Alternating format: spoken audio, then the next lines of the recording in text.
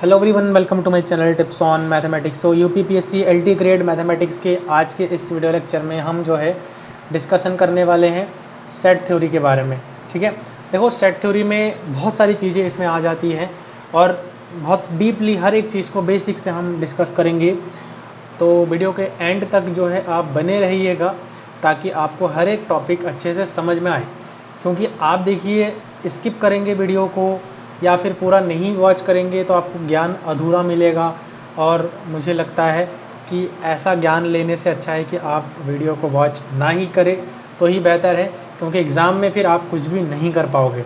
और मैंने basic to advance level हर एक पॉइंट को यहाँ पर कवर किया है। मैंने पूरी कोशिश की है कि आपको वो सब चीज़ें दिया जाए, प्रोवाइड कर सकूँ जो एग्ज़ाम में पूछा जाता है।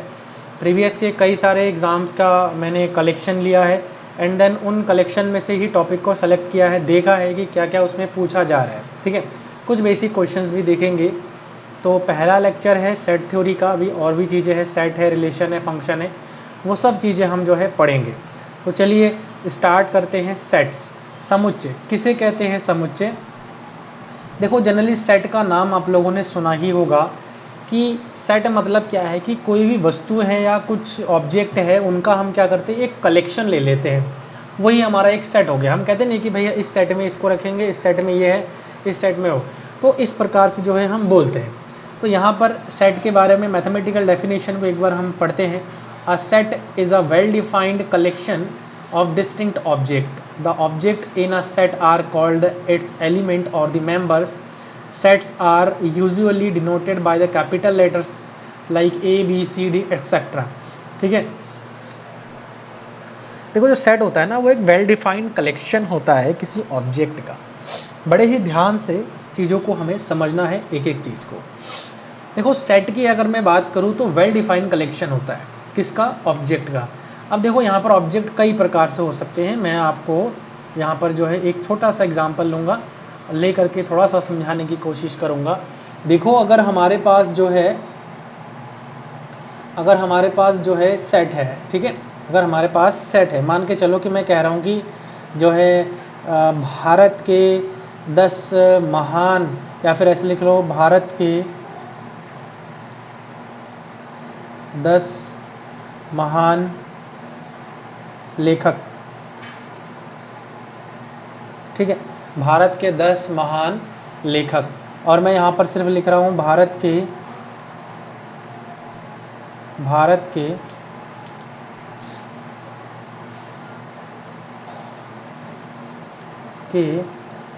10 क्रिकेटर। ठीक है, क्रिकेटर। अब यहाँ पर जो है दो क्वेश्चन है। अब देखो मैंने क्या कहा कि ऑब्जेक्ट का जो है कलेक्शन, कोई भी ऑब्जेक्ट हो, अलग अलग किसी प्रकार का कोई भी ऑब्जेक्ट हो सकता है, उनका जो है हम क्या करते हैं, कलेक्शन लेते हैं। जैसे कि यहाँ पर भी आप लोग देख सकते हैं कि समुच्चय अलग अलग वस्तुओं का एक सुपरिभाषित संग्रह है। समुच्चय में वस्तुओं को उनके अवयव, एलिमेंट का सदस्य कहा जाता है। तो जैसे कि मैंने यहाँ पर लिखा है भारत के 10 महान लेखक। अब मैं यहाँ पर जो है अगर मैं इसकी बात करूँ तो भारत के 10 महान लेखक में अगर मैं नाम मान के चलिए कि मैं यहाँ पर जो है नाम ले रहा हूँ कि जो है ए है, ठीक है, ए है, बी है, सी है, इस प्रकार से हमारा जो है 10 है। ठीक है, ए बी सी डी कुछ भी हो सकता है ऐसे, मतलब नाम मैं इतना लूँगा नहीं, आपको मैं सिंपली समझ रहा हूँ कि ये कोई लेखक है। मान के चलिए ए एक लेखक है, बी एक लेखक है, सी भी एक लेखक है। इसी प्रकार से मान के चलो कि मैं ले रहा हूँ यहाँ पर जो है एस टी तक ले रहा हूँ, मान के चलो ये भी एक लेखक है।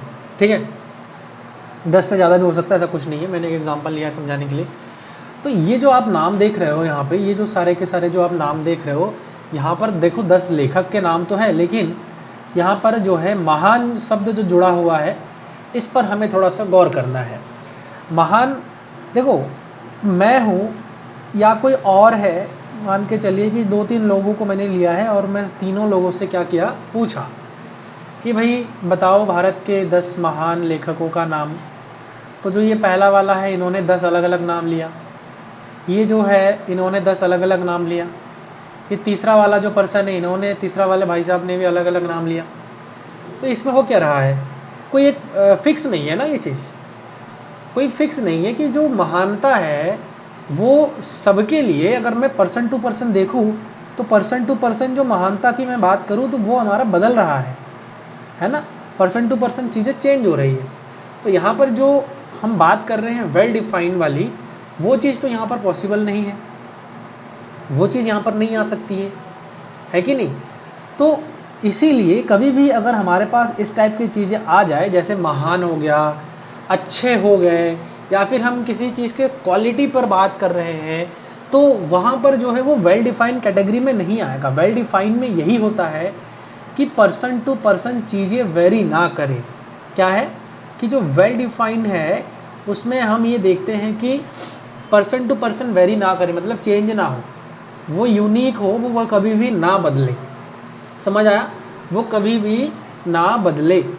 तो ये जो है वेल डिफाइंड कैटेगरी में है। लेकिन जैसे ही मैंने यहाँ पर कुछ टर्मिनोलॉजी जोड़ दिया, जैसे महान शब्द को जोड़ दिया, तो ये जो महानता है, इस महानता में हम जो है सेट की जो प्रॉपर्टी है उसको खो देते हैं।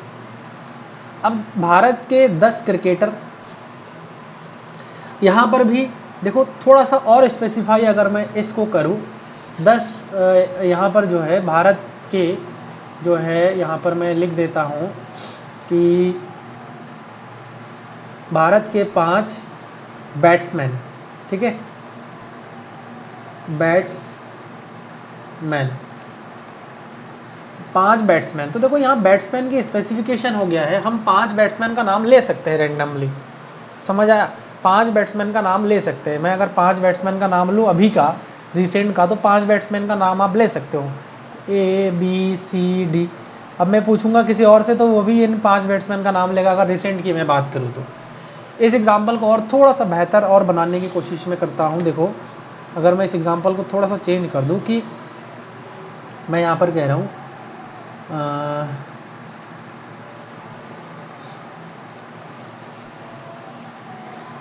6 से छोटी प्राकृत संख्या,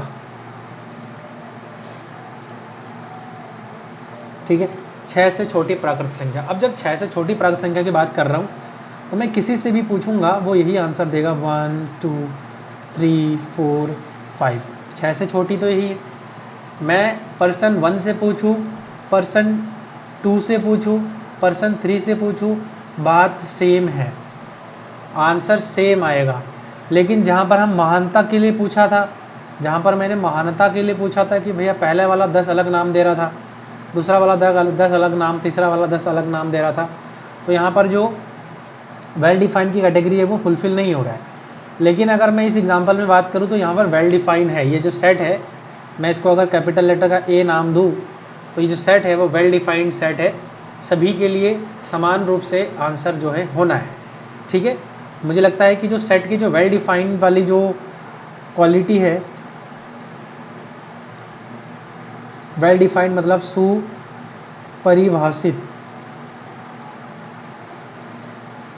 सुपरिभाषित की जो मैं बात कर रहा था वो मुझे लगता है कि आपको समझ में आया है।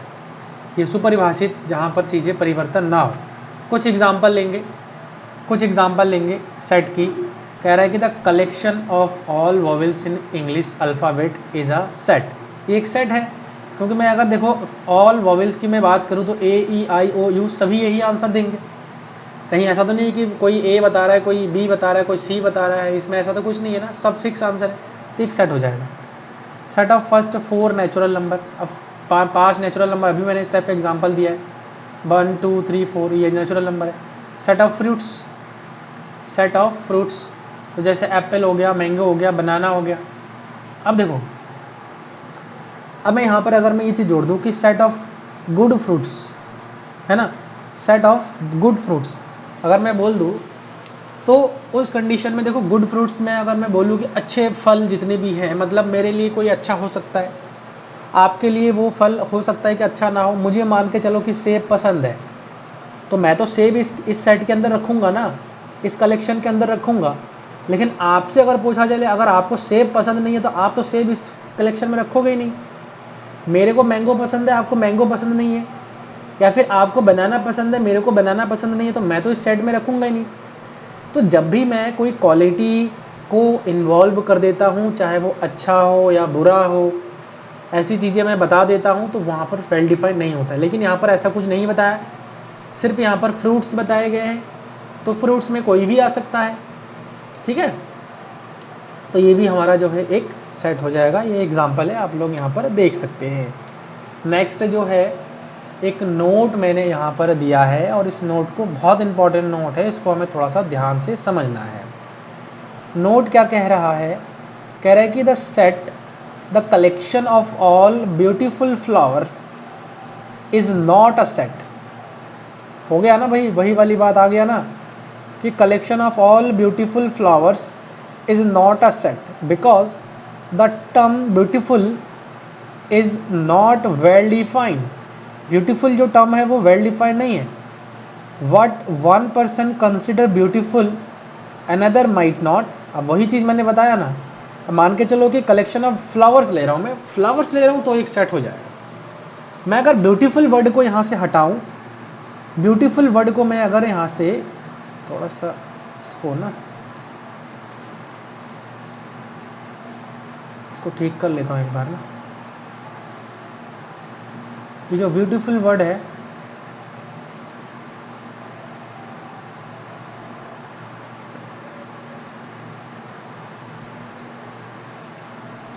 ये वाला, अब यहाँ से अगर मैं ब्यूटीफुल वर्ड को अगर थोड़ा सा टाइम के लिए हटा दूँ, तो आप समझ जाएंगे कि क्या हो रहा है।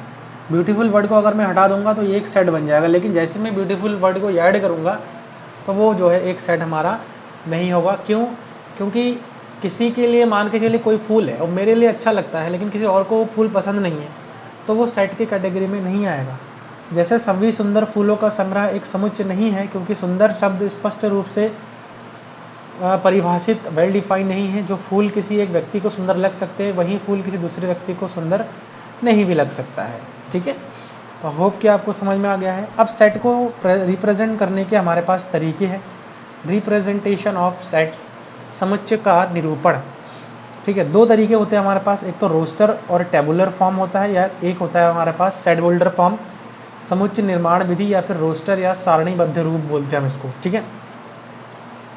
रोस्टर विधि को देखते हैं। रोस्टर विधि क्या कहता है? कहता है कि in this form all the elements of the set are listed and separated by comma enclosed within curly braces. The order of the elements does not matter and the elements are not repeated. कह रहा है कि जैसे कोई एक हमारे पास set है, जैसे मेरे पास नेचुरल नंबर का सेट है, मैं नेचुरल नंबर का सेट को लिख रहा हूँ, n से लिख रहा हूँ, और उसके अंदर सारे के सारे जो एलिमेंट्स आ रहे हैं वो इस प्रकार से आ रहे हैं, 4 अप टू so on। तो हम सारे एलिमेंट्स को क्या कर रहे हैं, कॉमा कॉमा के साथ सेपरेट कर रहे हैं, और हमने करली ब्रैकेट लगा करके इसको जो है लिखा है। तो यही जो रूप है वो हमारा क्या है, रोस्टर या फिर टेबुलर रूप है। इसको हम टेबुलर फॉर्म भी बोल सकते हैं, ठीक है। आशा करता हूँ चीज़ें आपको क्लियर हो रही है। अब कुछ यहाँ पर एग्जाम्पल देखते हैं। देखो, set of 5 natural number, 5 natural number है, उनको हमने क्या किया, 1 2 3 4 5, और उनको हमने क्या किया है, इस टाइप के ब्रैकेट के अंदर जो है हमने लिखा है। Clear. Set of vowels in English alphabet, देखो इसको भी हमने सही से लिख लिया है, A E I O U। Set of even number less than 12, 12 से छोटी जितनी भी सम संख्या है उसका समुच्चय, 2 4 6 8 10। तो ये भी हमारे जो है क्या हो जाएंगे, एक सेट हो जाएगा, और सेट का रोस्टर फॉर्म कहलाता है, ठीक है। Set of letters in word math, math शब्दों के अक्षरों का समुच्चय, MATH, ये भी हमारा जो है क्या हो जाएगा, ये भी हमारा जो है रोस्टर फॉर्म हो जाएगा। जब भी हम किसी एलिमेंट को इस प्रकार के ब्रैकेट में लिखते हैं with the separation of comma, तो उस कंडीशन में वो हमारा रोस्टर रूप हो जाता है, ठीक है। नेक्स्ट आगे बढ़ते हैं। अगला जो है वो है set builder form. Set builder form देखो थोड़ा सा डिफरेंट है, इसको समझते हैं। सेट बिल्डर फॉर्म में क्या कहा जा रहा है, कह रहा है कि in this form we describe the elements of the set by stating the properties they all share. The general form is P X such that P X और P X such that P X, which is read as the set of all x such that x has the property P. ठीक है, मतलब इस रूप में हम समुच्चय के अवयवों को उन गुणों को बताकर वर्णित करते हैं जो उन सभी के में समान होते हैं। समान रूप जैसे x such that P x इस प्रकार से लिख सकते हैं, जिसे उन सभी x का समुच्चय जैसे कि x के गुण p है के रूप में लिखा जाता है। अब यहाँ पर ना हम कुछ एग्जांपल लेंगे तो ज़्यादा समझ में आएगा।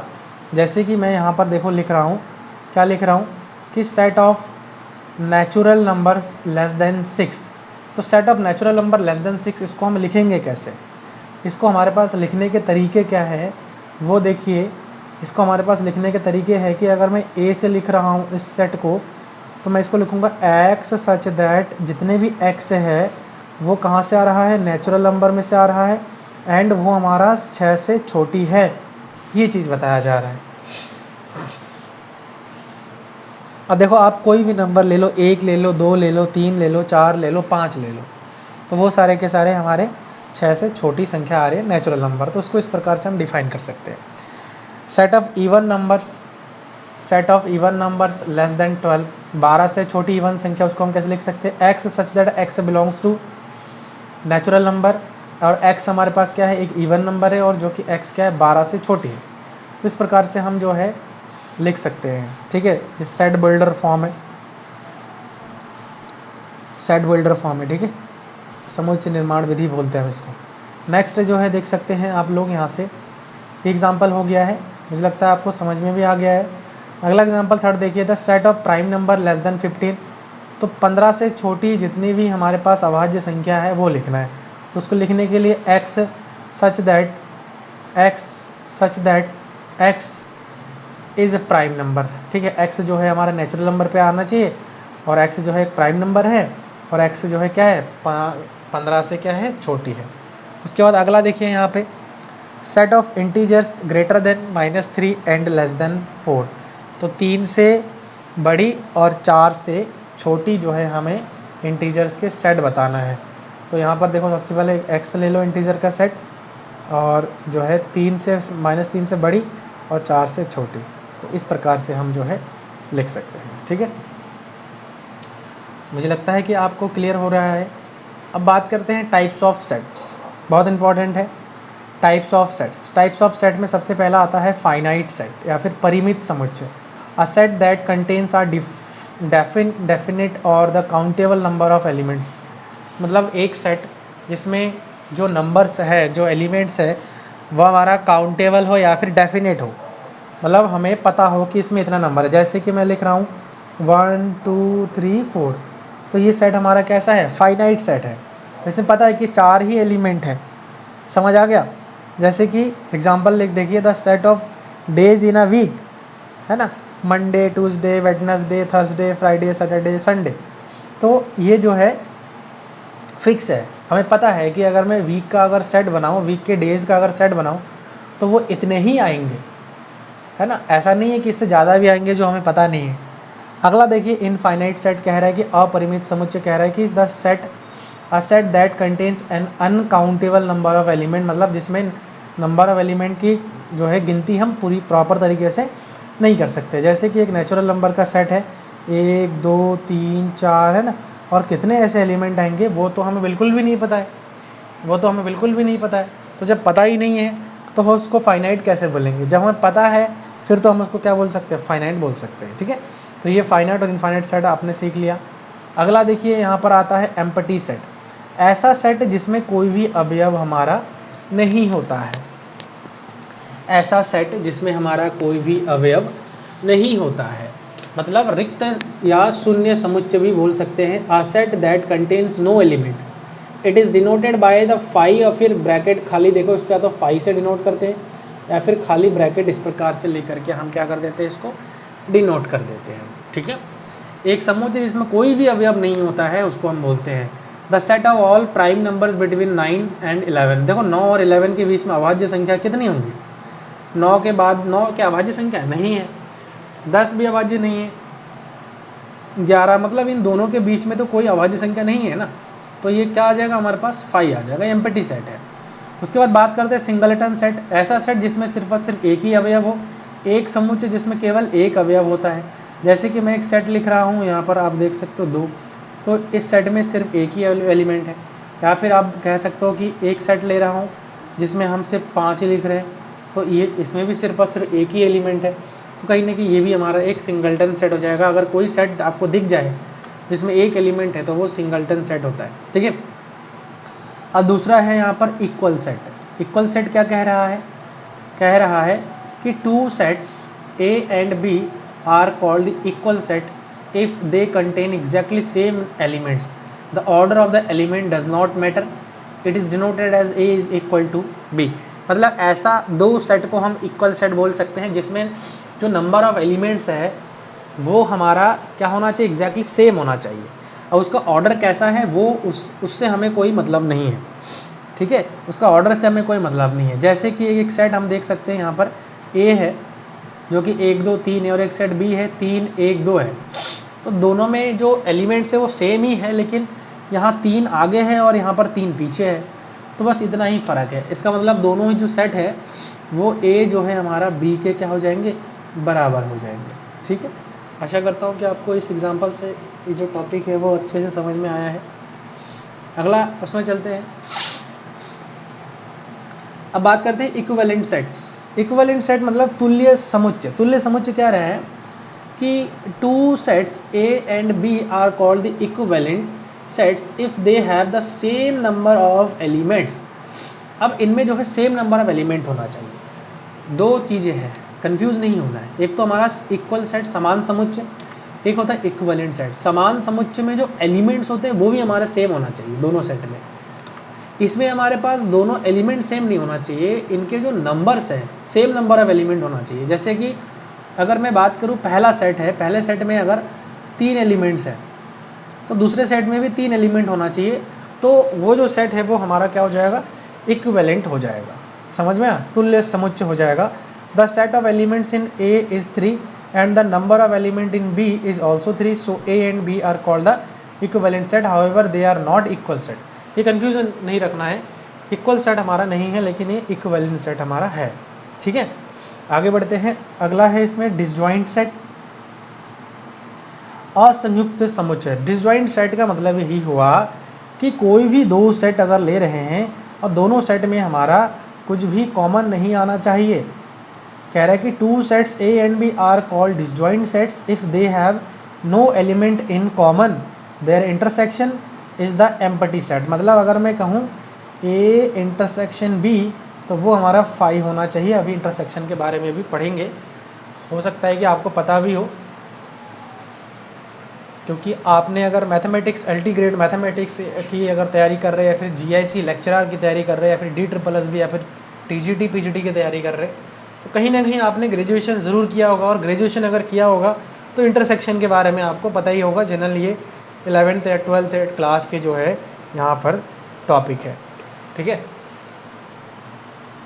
तो देखो एक एग्जांपल यहाँ पर लिया गया है, और इस एग्जांपल से आप थोड़ा समझ सकते हैं कि A हमारे पास एक सेट है जो कि 1 3 और 5 है, B हमारे पास एक सेट है जो कि 2 4 और 6 है। क्या इन दोनों की अगर मैं इंटरसेक्शन निकालूं तो A इंटरसेक्शन B अगर मैं निकालूं तो आप देखो कोई भी एलिमेंट हमारा कॉमन नहीं आ रहा है। मतलब ये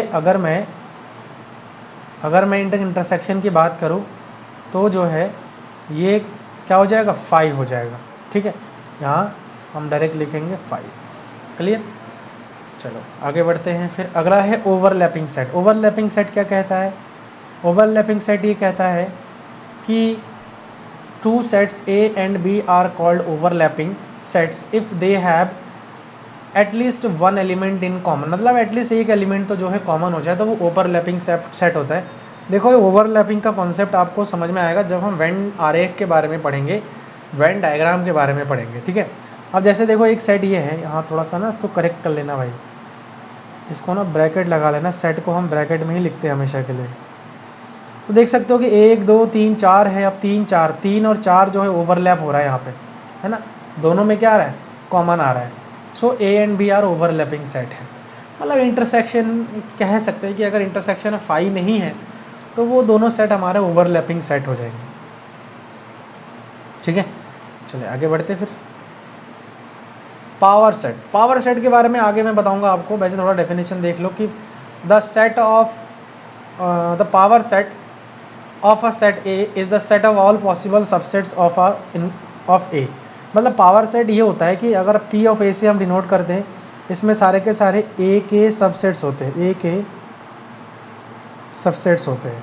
इसमें मैं अभी बहुत ज़्यादा नहीं बताऊंगा क्योंकि सबसेट्स अभी पढ़ेंगे, उसके बाद जाकर के ये टॉपिक आपको समझ में आएगा। तो चलिए आगे। यूनिवर्सल सेट, देखो यूनिवर्सल सेट के बारे में अगर मैं बताऊं तो आप ये समझ लो सबसे बड़ा सेट, सबसे बड़ा सेट।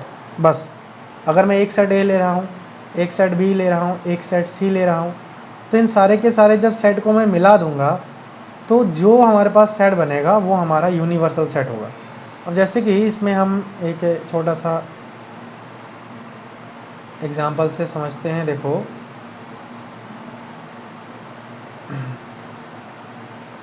एक सेट में ले रहा हूँ, एक सेट में ले रहा हूँ ए जो कि है 1 2 3, एक सेट में ले रहा हूँ बी जो कि है 4 5 6, एक सेट में ले रहा हूँ सी 7 8 और 9। तो मैं अगर यूनियन मतलब यूनिवर्सल सेट की बात करूँ तो 1 2 3 4 5 6 7 8 9 10, ठीक है। तो ये हमारा क्या हो गया, यूनिवर्सल सेट हो गया, जिसमें हमारे सारे के सारे सेट जो है क्या करता है, कंटेन करता है। मतलब ए जो है कंटेन करेगा यू में, बी भी जो है कंटेन करेगा यू में, सी भी कंटेन करेगा यू में, ठीक है। ये हो गया हमारा यूनिवर्सल सेट। यहाँ पर एग्जांपल भी ले रखा है, देखो ए बराबर 2 4 6 और बी बराबर 1 3 5 है। A suitable universal set could be this, ठीक है।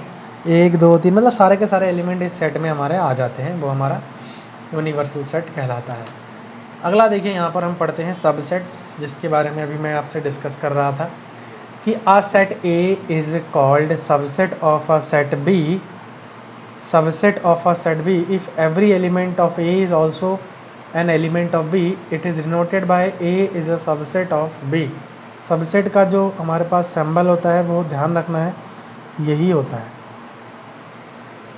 सबसेट का जो सिंबल होता है वो यही होता है, ठीक है। देखो एग्जांपल से समझते हैं।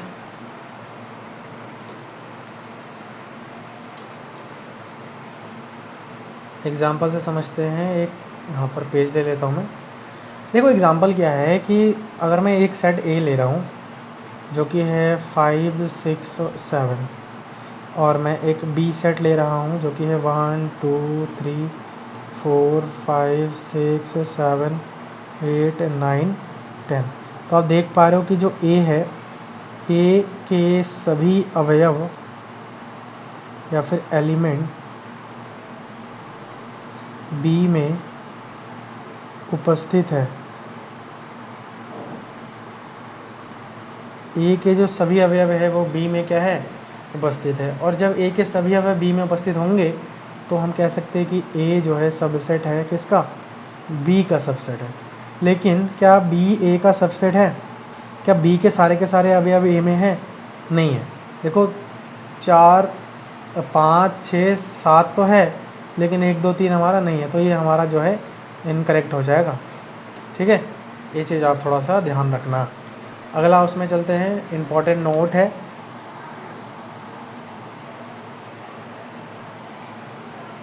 इसको देखिए। इंपॉर्टेंट नोट कह रहा है कि every set is a subset of itself, मतलब जो भी सेट होता है वो अपने खुद का सबसेट होता ही होता है। The empty set is a subset of every set, जो एम्पटी सेट अभी मैंने बताया जो 5 होता है वो हर सेट का सबसेट होता है, और हर एक सेट खुद का सबसेट ज़रूर होता है। मतलब मैं अगर एक सेट ए लिख रहा हूँ तो 1 2 3, तो मैं ए को लिख सकता हूँ कि ए का सबसेट है, लिख सकता हूँ, कोई दिक्कत वाली बात नहीं है, क्योंकि 1 2 3 में है ही है, ठीक है ना। The total number of subset of a set with n element is two the power n. तो टोटल नंबर ऑफ सबसेट निकालनी है अगर हमें, जैसे कि मैं यहाँ पर ए में हमारे पास 1 2 3 है, तो उसके टोटल नंबर ऑफ सबसेट हमारे पास कितने हो जाएंगे, two the power n. N is the number of element तो 2 की power 3 that is equal to 8। तो 8 हमारे पास नंबर ऑफ सबसेट हो जाएंगे, 8 नंबर ऑफ सबसेट्स हो जाएंगे मतलब किसी सेट का। ठीक है, तो टू दी पावर n जो है उसको हमें ध्यान में रखना है और उसको ध्यान में रखते हुए ही जो है इसको हमें करना है। ठीक है, तो मुझे लगता है कि आपको चीज़ें समझ में आ गई हैं। क्लियर, आगे बढ़ें, फिर आगे बढ़ते हैं। देखो नेक्स्ट यहाँ पर देखो वही है कि नंबर ऑफ़ सबसेट्स अगर हमें निकालनी है तो कैसे निकालेंगे, एक बहुत बड़ा टास्क है। ठीक है, क्योंकि इसी से ही पावर सेट की उत्पत्ति होंगी। ठीक, तो देखो पावर सेट कैसे लिखेंगे। एक छोटा सा सेट यहाँ पर हमने ले रखा है, जैसे कि एक सेट A है जिसमें हमारे पास जो एलिमेंट्स हैं वो 1 है, 2 है और 3 है। ठीक है, 3 है। अब जब हमारे पास ये आ गया तो इसके पावर सेट हम कैसे निकालेंगे। पावर सेट सबसे पहले तो हम 5 लिखेंगे, 5। ठीक है, 5 हो जाएगा। या फिर पावर सेट या फिर सबसेट की बात करें, 5 जो है हर एक का सबसेट होता है, अभी मैंने बताया है, कोई डाउट नहीं होना चाहिए। 5 हर एक एलिमेंट का सेट सबसेट होता है। जैसे the empty set is a subset of every set, तो हर सेट का सबसेट होता है, हर सेट का सबसेट होता है। ठीक है, तो यहाँ पर 5 तो आएगा ही आएगा, इसका मतलब क्लियर हो गया है। फिर सिंगल 1 भी आएगा, फिर सिंगल 2 भी आएगा, फिर सिंगल 3 भी आएगा, ये भी सबसेट हो जाएंगे।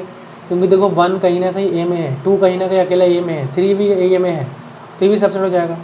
फिर 1 2 देखो ए में है, ये भी सबसेट हो जाएगा। 1 3 ए में है, ये भी सबसेट हो जाएगा।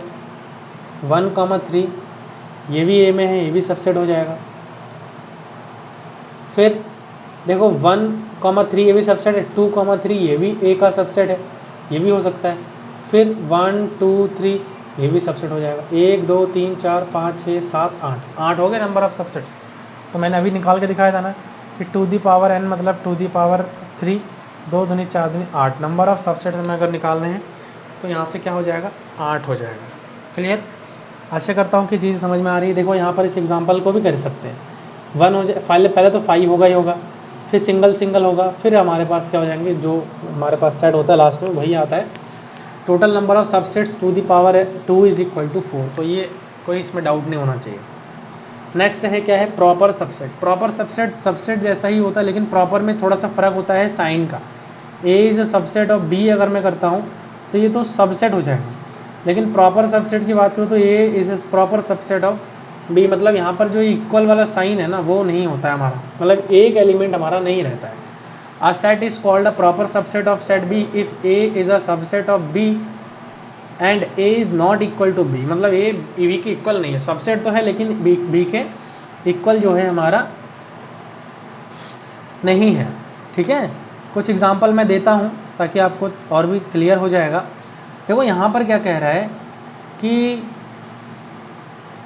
अगर हमारे पास एक सेट A है 1 2 3, तो इसके प्रॉपर सबसेट्स कितने होंगे, कि प्रॉपर सबसेट कितने होंगे। देखो प्रॉपर सबसेट में इक्वल नहीं आ सकता, मतलब 5 तो आएगा ही आएगा, 1 भी आएगा, 2 भी आएगा, 3 भी आएगा। ठीक है, उसके बाद जो है 1 2 भी आएगा, 1 3 भी आएगा, 2 3 भी आएगा, लेकिन 1 2 3 नहीं आएगा। अगर 1 2 3 आ गया तो कहीं ना कहीं इसके इक्वल हो जाएगा, इक्वल नहीं होना चाहिए, प्रॉपर सबसेट होना चाहिए हमारा। ठीक है, तो ये समझ में आ गया।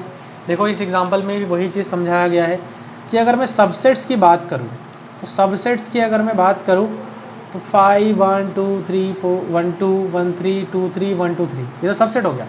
प्रॉपर सबसेट की बात करूँ तो सिर्फ और सिर्फ ये वाला जो है वो वाला हमारा हट जाएगा और यहाँ पर ये चीज़ आ जाएगा। तो अगर नंबर ऑफ प्रॉपर सबसेट की बात करूँ तो यहाँ से नंबर ऑफ प्रॉपर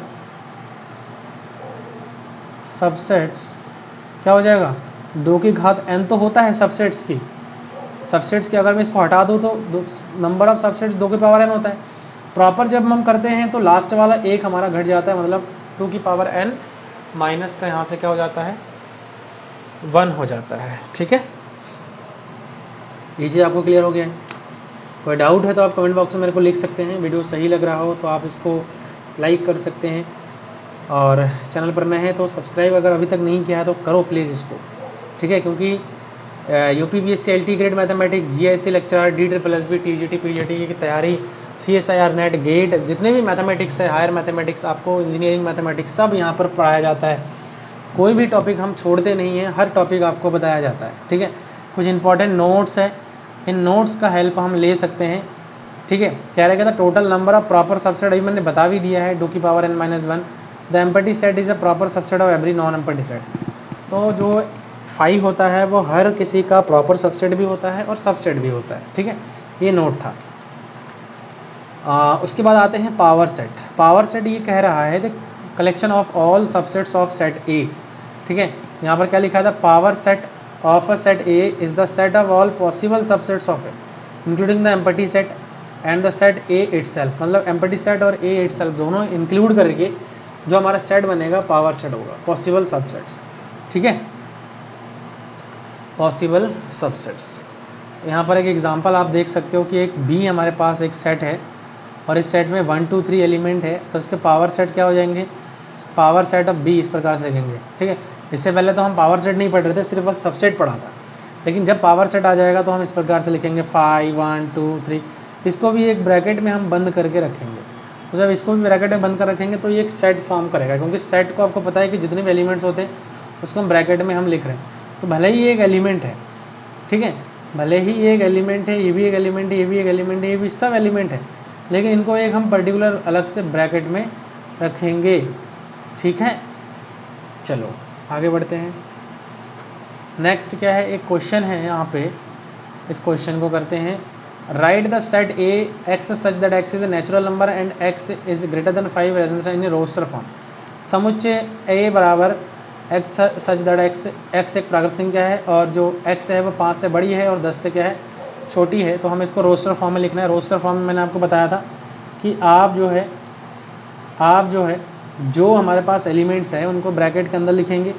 जैसे 5 से बड़ी मतलब 6, फिर 7, फिर 8, फिर 9 हो सकता है, ठीक है। 10 से छोटी होनी चाहिए, 10 नहीं हो सकता है।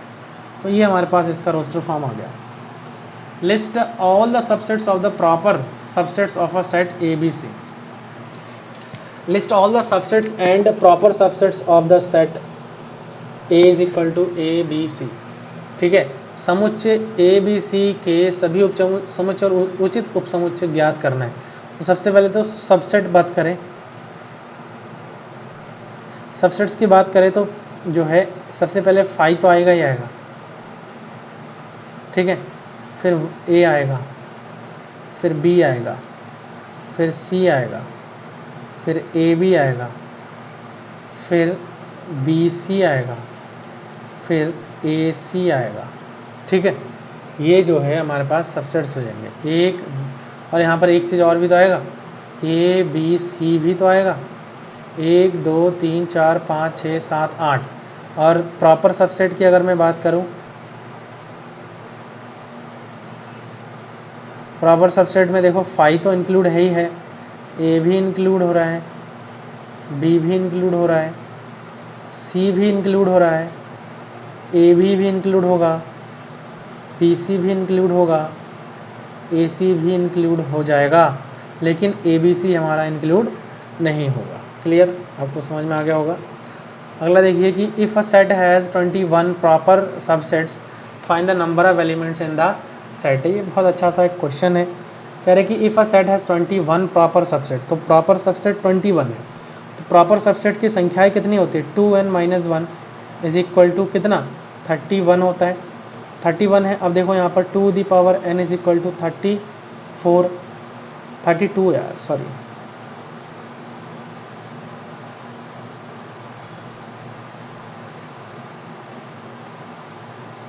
32। 2 की पावर n, 2 दूनी 4 दूनी 8 दूनी 16 दूनी 32। तो मैं यहाँ 2 की पावर में 5 करूँगा तो n बराबर कितना आ जाएगा, 5 आ जाएगा, ठीक है। तो ये वाला ऑप्शन हमारा यहाँ से क्या हो जाएगा, करेक्ट हो जाएगा। यही हमसे पूछा गया था। यदि समुच्चय में 31 उचित उपसमुच्चय है तो उनके समुच्चय के अवयवों की संख्या ज्ञात करना है। उचित उपसमुच्चय आपको पता ही है, उसका जो टोटल नंबर होता है वो यही होता है, number of proper subset 2 the power n-1 होता है। क्लियर, आगे बढ़ते हैं। नेक्स्ट जो है यहाँ पर आप देख सकते हो कि यूनियन ऑफ सेट्स, दो सेट का यूनियन हम कैसे निकाल सकते हैं। यूनियन का मतलब होता है कि अगर मैं ए यूनियन बी करता हूँ, एग्जाम्पल से समझाते हैं तो आपको बेहतर समझ में आएगा। ठीक है, एक एग्जाम्पल लूँगा मैं यहाँ पे। एग्जाम्पल देखो, अगर मैं एक सेट ए ले रहा हूँ, मान के चलिए 1 2 3 है, और एक सेट में बी ले रहा हूँ जो कि है 3 4 और 5 है, तो मैं अगर ए यूनियन बी की बात करूँ तो 1 2 3 तो दोनों में कॉमन एक बार लिखेंगे, 4 और यहाँ पर हो जाएगा 5। ठीक है, तो ये हमारा क्या आ गया, यूनियन आ गया। एक एग्जांपल यहाँ पर देख सकते हैं, ए यूनियन बी, इसको हम इस प्रकार से दिखाते हैं कि a union b is equal to होता है x such that x belongs to a और एक्स बिलोंग्स टू बी। जब और वर्ड आया है, और साउंड आ रहा है, तो या तो ए में होना चाहिए या तो वी में होना चाहिए, जो एक्स है वो सब का आना चाहिए। जैसे एग्जांपल देखो, ए बराबर 1 2 3 और बी बराबर 3 4 5, तो 1 2 3 4 5 यहाँ पर जो है हमारा आ जाएगा। ये एग्जांपल मैंने अभी दे रखा है आपको, क्लियर। अगला है intersection of sets. Intersection of sets के लिए देखो यहाँ पर मैं आपको समझाता हूँ कि दो सेट का इंटरसेक्शन हम कैसे निकालते हैं, जो उनके अंदर कॉमन एलिमेंट्स होते हैं। The intersection of two sets A and B is a new set that contains only the elements that are common to both A and B. The symbol of intersection is this. ठीक है, मतलब दो समुच्चय ए और B का प्रतिच्छेदन एक नया समुच्चय है जिसमें केवल वे तत्व होते हैं जो ए और बी दोनों में क्या हो जाते हैं, कॉमन हो जाते हैं। एक एग्जांपल समझो, 1 2 3 4 और बी एक सेट ले रहा हूँ 3 4 5 6, तो मैं अगर ए इंटरसेक्शन बी की बात करूँ तो जो जो कॉमन है वो निकालो, 3 4 तो 3 4 यहाँ से इस प्रकार से आ जाएगा। ठीक है, ये हो गया हमारा इंटरसेक्शन। और इंटरसेक्शन को डिनोट करने का तरीका यही है, ए intersection B is equal to x such that x belongs to A and x belongs to B. अब वहाँ यूनियन में हमने और देखा था, जब यूनियन निकाला था ना तो और साउंड हो रहा था, लेकिन जब हम इंटरसेक्शन निकाल रहे तो एंड साउंड हो रहा है। ठीक है, एंड साउंड हो रहा है। चलिए आगे बढ़ते हैं। Difference of set. Difference of set में मतलब क्या है कि अगर दो सेट है ए और बी है तो उनका जो डिफरेंस है वो हम ए माइनस बी से दिखाते हैं। मतलब ए का वो अवयव लिखना होता है जो बी के अंदर नहीं है। मतलब देखो ए माइनस बी होता है एक्स सच दैट एक्स जो है ए के अंदर तो है लेकिन बी के अंदर नहीं है, वो एलिमेंट हमें लिख देना होता है। एग्जाम्पल आप लोग यहाँ पर देख सकते हो, ए बराबर ये सेट दिया है, बी बराबर ये सेट दिया है, ए माइनस बी कर रहा है। देखो ए के अंदर की वो एलिमेंट लिखो जो बी के अंदर है ही नहीं। तो ए के अंदर देखो 1 है, बी के अंदर नहीं है, 2 है, बी के अंदर नहीं है, 3 है लेकिन इसमें भी है तो नहीं लिख सकते, 4 देखो इसके अंदर नहीं है तो 4 लिख दिया, तो ये हमारे पास क्या आ जाएगा, इसका आंसर आ जाएगा। ठीक है, 5 देखो इसमें भी है, इसमें भी है। तो अब देखो यहाँ पर 9 है, यहाँ पर 9 नहीं, तो आप कहोगे 9 भी आएगा, ऐसा नहीं है। हमें क्या करना है, ए का वो एलिमेंट लिखना है जो कि बी के अंदर नहीं है। अब मैं अगर बी माइनस लिख रहा हूँ तो हमें बी का वो एलिमेंट लिखना है जो ए में नहीं है। अब बी के वो एलिमेंट देखो ए में कौन कौन सा नहीं है, 3 तो है ही, 3 है, 5 भी है, 7 नहीं है और 9 नहीं है। तो ये इस प्रकार से जो आंसर है वो हमारा अलग अलग आएगा जब हम ए माइनस बी निकालेंगे और बी माइनस ए को निकालेंगे। ठीक है, अगला हम बात करेंगे कॉम्प्लीमेंट ऑफ अ सेट। तो किसी सेट का कॉम्प्लीमेंट क्या होता है, किसी सेट का कॉम्प्लीमेंट होता था, complement of a set a denoted by a dash या फिर a of complement is the set of all elements in the universal set u that are not in a. अगर हमारे पास एक यूनिवर्सल सेट है, universal set में से अगर मैं ए को घटा दूं तो जो भी यूनिवर्सल सेट में वो एलिमेंट बचेंगे वो हमारा क्या हो जाता है, ए ऑफ कॉम्प्लीमेंट। ए डैश से भी दिखाते हैं, ए ऑफ सी से भी दिखा सकते हैं। ठीक है, मुझे लगता है कि आपको क्लियर हो रही है। कोई डाउट है कमेंट बॉक्स में आप ज़रूर लिखना। यहाँ पर आप देख सकते हो कि एक यूनियन हमारे पास है, यूनिवर्सल सेट है जो कि 1 2 3 4 5 6 7 8 है एंड ए हमारे पास है 2 4 6 8। तो ए कॉम्प्लीमेंट होता है यू माइनस है, यूनियन में से सॉरी यूनिवर्सल सेट में से ए को माइनस करेंगे तो 1 3 5 7 ये जो हमारा क्या हो जाएगा, करेक्ट आंसर हो जाएगा। देखो 2 इसमें भी है, 2 इसमें भी है, 4 इसमें भी है, 4 इसमें भी है, 6 इसमें है, 6 इसमें है, 8 इसमें है, 8 भी इसमें, बचा क्या, 1 3 7, 1 3 5 7, तो हो गया। जो जो बचा हुआ है उसको हमने क्या कर दिया है, लिख दिया है। Next, symmetric difference of sets. समुच्चय का सममित अंतर, सिमेट्रिक डिफरेंस। सिमेट्रिक डिफरेंस क्या कहता है, उसको दिखाने के लिए देखो, अगर ए बी का सिमेट्रिक डिफरेंस है तो ए 101% है कि इस प्रकार के त्रिभुज के साथ लिखा जाएगा, ठीक है। और ये जो होता है वो किसके बराबर होता है, ए माइनस बी, और यहाँ से यूनियन बी माइनस ए हो जाता है। क्लियर, समझ में आ? तो ये फार्मूला है, आप लोग यहाँ से देख सकते हो सिमेट्रिक डिफरेंस का, ठीक है। अब सबसे इम्पॉर्टेंट है वेन आरेख। वेन आरेख क्या कहता है, वेन आरेख ये कहता है कि अगर ए यूनियन बी है, ए यूनियन बी के बारे में आपको मैंने क्या बताया था, ए का अवयव हो यह और बी का अवयव हो, तो मतलब ये है कि वेन आरेख में हम ये देखते हैं कि सारे के सारे जो एलिमेंट्स हैं वो हमारे इसके अंदर के आने चाहिए। क्लियर है, इसके अंदर के आने चाहिए, ये इस प्रकार से, इस सब से सब एलिमेंट हमारा जो है ए यूनियन बी हो जाएगा। क्लियर, आगे बढ़े फिर। नेक्स्ट है देखो इंटरसेक्शन। इंटरसेक्शन में क्या होता है, अगर मैं ए इंटरसेक्शन बी लिख रहा हूँ तो ए के एलिमेंट एंड बी के एलिमेंट, देखो ऐसा जगह देखो जहाँ ए का भी एलिमेंट हो और बी का भी एलिमेंट हो, तो आप लोग देख सकते हो कि ये वो जगह है जहाँ पर ए का भी एलिमेंट सही, ए का भी एलिमेंट आ रहा है और बी का भी हमारा एलिमेंट आएगा, तो ये जो है क्या हो जाएगा, इंटरसेक्शन हो जाएगा। क्लियर है, चलो नेक्स्ट देखें ए माइनस बी।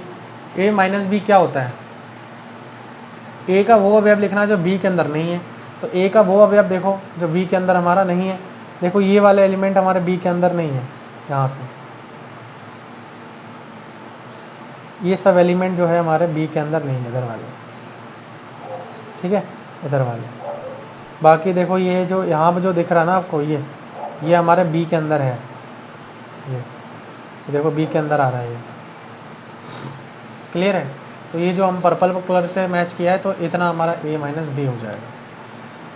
यू का वेन आरेख, देखो यू के वो एलिमेंट लिखने होते हैं जो कि हमारे किस में नहीं है, ए में नहीं है, तो यू के वो एलिमेंट देखो जो ए में नहीं है, तो ये इधर वाले एलिमेंट ही तो है, ये सारे के सारे बाहर वाले, ये सब एलिमेंट है जो कि क्या है ए के अंदर हमारा नहीं है। तो इस प्रकार से आप जो है इसलिए निकाल सकते हो। थोड़ा सा यहाँ पर जो कलर हम कर रहे हैं ना, इसमें थोड़ा सा गड़बड़ी हो सकता है, तो इसको मैं ऐसा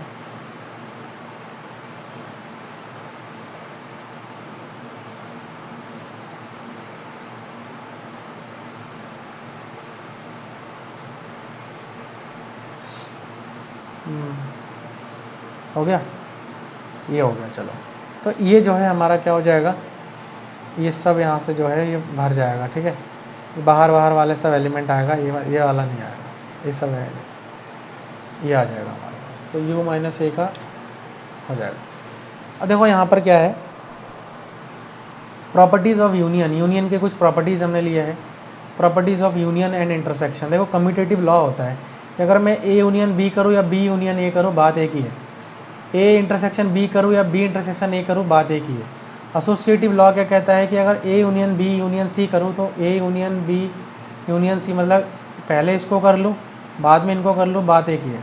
ए इंटरसेक्शन बी इंटरसेक्शन सी, तो a intersection b intersection c, ठीक है, इस प्रकार से हम कर। डिस्ट्रीब्यूटिव लॉ क्या कहता है कि ए यूनियन अगर बी इंटरसेक्शन सी है तो ए यूनियन बी हो जाएगा, इंटरसेक्शन ए यूनियन सी हो जाएगा। ऐसे ही a intersection b union c है तो ए इंटरसेक्शन बी हो जाएगा, यूनियन ए इंटरसेक्शन सी हो जाएगा। ये डिस्ट्रीब्यूटिव लॉ कहता है, बहुत इंपॉर्टेंट है, क्वेश्चन में इसकी ज़रूरत पड़ेगी।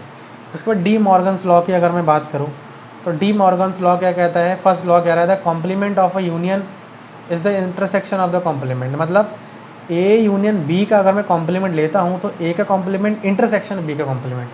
सेकंड लॉ क्या कहता था, complement of an intersection is the union of the complement, अगर मैं ए इंटरसेक्शन बी का कॉम्प्लीमेंट लेता हूँ तो A complement union B complement हो जाएगा, मतलब उल्टा हो जाता है। अगर इंटरसेक्शन है तो यहाँ यूनियन होगा, यूनियन है तो इंटरसेक्शन हो जाएगा, बस बात खत्म। तो देखो आज के इस वीडियो में हमने बहुत सारी चीज़ें डिस्कस किया है, छोटी छोटी पॉइंट्स को हमने डिस्कस किया है, तो मैं आशा करता हूँ कि आपको चीज़ें बहुत अच्छी तरीके से क्लियर हो गया है। कोई भी डाउट है तो आप कमेंट बॉक्स में मेरे को लिख सकते हैं। वीडियो सही लगे आप लोग उसको लाइक करिए, चैनल पर नए हैं तो इसको आप लोग सब्सक्राइब करिए, साथ ही साथ नोटिफिकेशन बेल को भी आप लोग जो है प्रेस कर दीजिए। ये लेक्चर 1 था, अब हम आगे जो है लेक्चर सेकंड को कंटिन्यू करेंगे। तब तक के लिए चैनल के साथ बने रहिए। मिलते हैं नेक्स्ट वीडियो में। Thank you so much.